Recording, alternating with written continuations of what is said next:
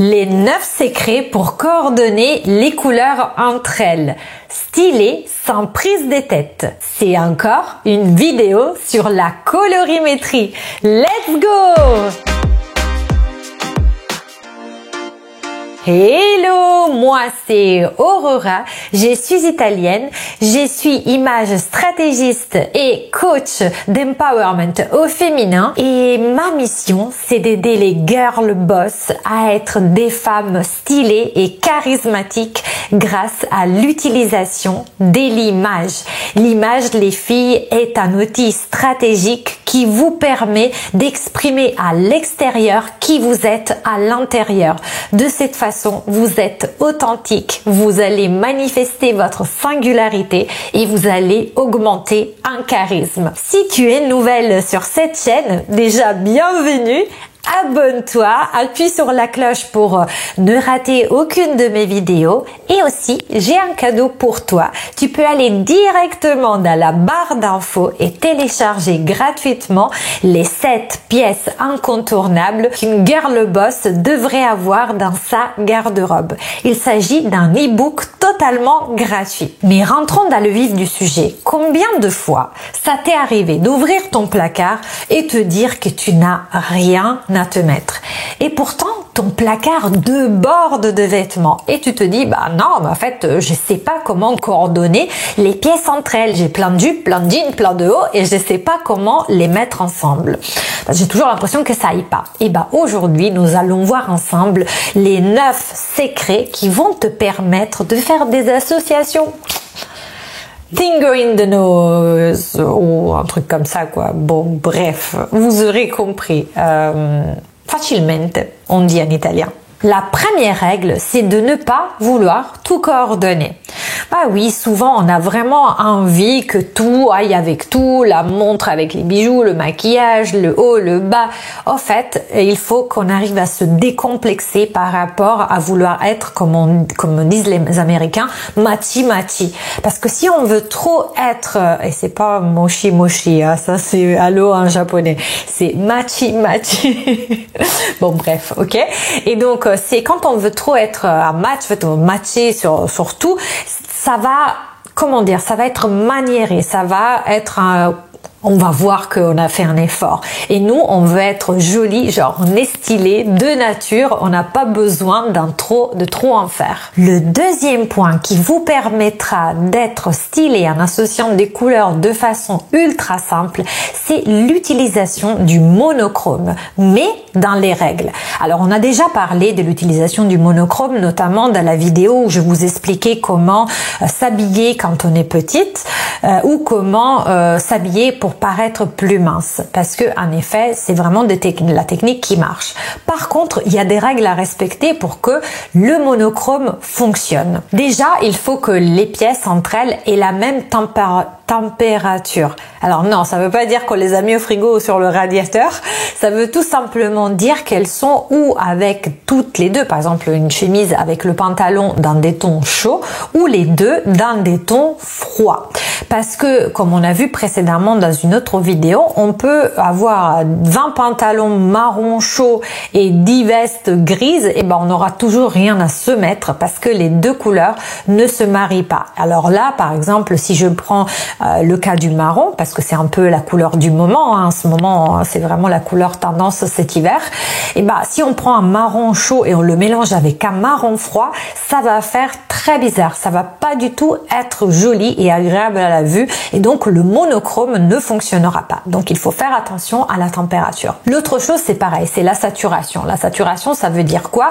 Il faut pas mélanger des couleurs mates avec des couleurs brillantes. Donc pour vous donner un ordre d'idée, on va pas mettre une couleur poudreuse avec une couleur flashy ou en fluo parce que les deux couleurs n'ont pas la même saturation, n'ont pas la même intensité, du coup ça va pas être joli, ça va faire comme un coup de poing dans l'œil, on dit en italien. Si tu veux d'ailleurs savoir comment choisir les couleurs, tu peux regarder dans les autres vidéos que j'ai réalisées précédemment sur la colorimétrie où j'explique justement comment distinguer les couleurs chaudes des couleurs froides et aussi comment distinguer des couleurs mates des couleurs brillantes. Ça pourrait t'aider. La troisième règle pour être stylé sans effort et savoir coordonner les couleurs entre elles, c'est de ne jamais coordonner le sac avec les chaussures.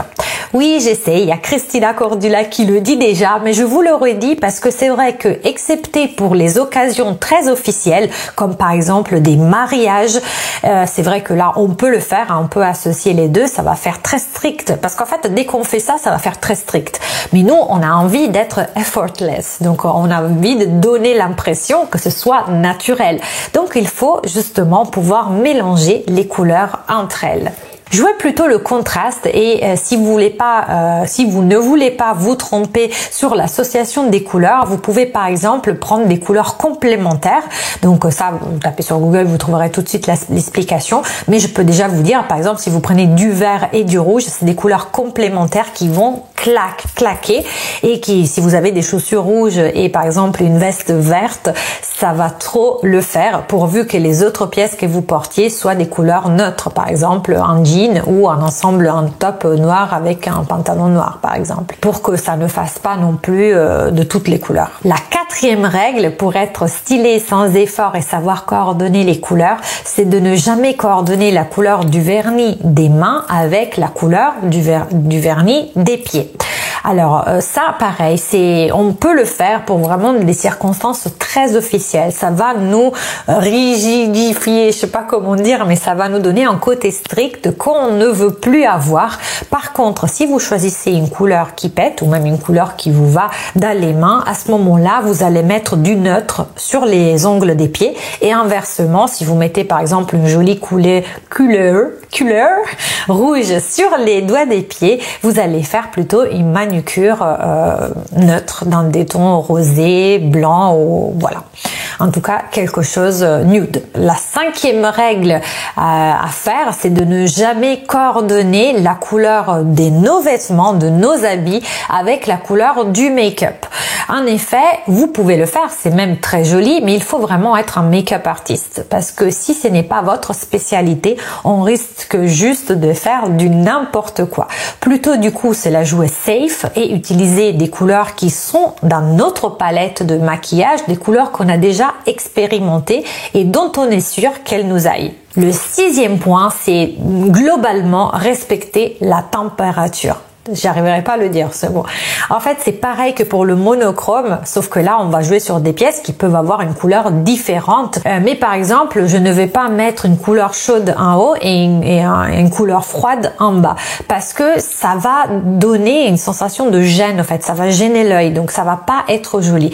Donc, si par exemple vous décidez, vous êtes par exemple une femme automne, vous allez rester dans les tons de la terre et vous pouvez mettre par exemple un pantalon camel avec un chemisier orangé.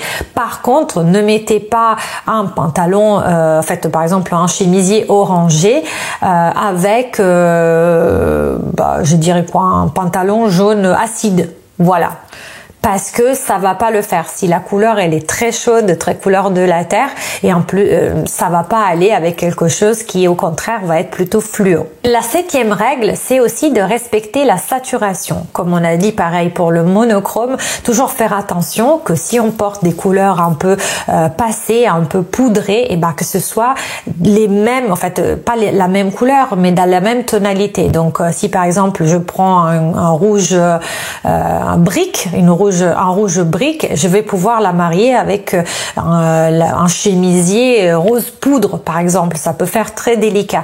Mais si je prends un chemisier rose poudre et qu'ensuite je vais mettre au contraire quelque chose de pétant en bas comme un violet, ultra violet, le rose poudre, ça va faire contraste avec le violet. Même si on pense que c'est la jouer camailleux, parce que c'est quand même dans les tonalités du rose-violet, mais en vrai, ça ne va pas du tout le faire, ça va pas du tout passer crème, parce que les deux couleurs ont une saturation différente. Après, la huitième règle, pour toujours savoir marier les couleurs entre elles, c'est de partir d'une base neutre.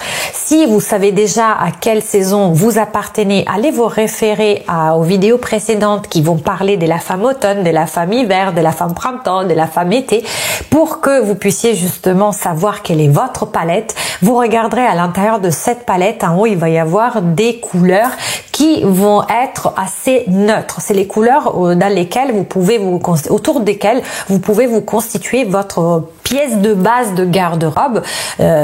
Par exemple, pour tout ce qui est hiver, vous pourrez avoir du noir, du blanc, du bleu foncé. Et donc, autour de ces couleurs-là, vous allez vous établir vraiment un socle. Et ensuite, vous allez jouer avec les autres couleurs de la palette, plutôt pour les chaussures, pour des petits chauffe-épaules, pour des écharpes, pour des accessoires, pour des bijoux.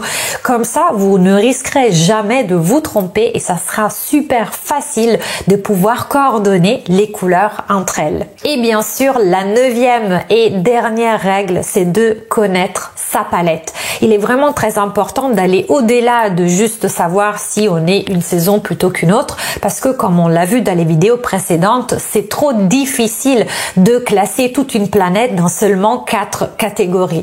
Essayez de pousser un peu plus, peut-être regarder la vidéo sur la Flow Theory, la théorie du flow, qui va classer les personnes plutôt dans 16 catégories différentes, dans 16 sous-saisons. Et si vous n'arrivez pas à faire l'analyse toute seule, je suis là, vous pouvez toujours me contacter. Je vous laisse mon mail dans la barre d'infos pour que je puisse travailler avec vous et faire sortir la femme magnifique et la femme charismatique qui est en toi, et surtout que on ressorte ensemble ce que tu as à l'intérieur dans ta façon de t'habiller. J'espère que cette vidéo sur les 9 choses à faire pour coordonner facilement les couleurs entre elles t'aura plu. Pour récapituler, il ne faut pas tout coordonner. On peut toujours se constituer des silhouettes monochromes pour rendre la chose plus facile, mais selon des règles. Ne pas coordonner les chaussures avec le sac, ne pas coordonner le vernis des mains avec le vernis des pieds, ne pas assortir non plus le make-up avec la couleur de la tenue, respecter la température, respecter la saturation des vêtements, partir d'une base neutre et bien sûr connaître sa palette. J'espère que cette vidéo t'aura plu. Si c'est le cas, mets-moi un pouce bleu pour que je continue de produire plein de contenu pour toi, ma belle girl boss. Et abonne-toi, appuie sur la cloche, je compte sur toi, et aussi suis-moi sur Instagram. Je t'ai fait plein de bisous et je te dis ciao et à la prochaine.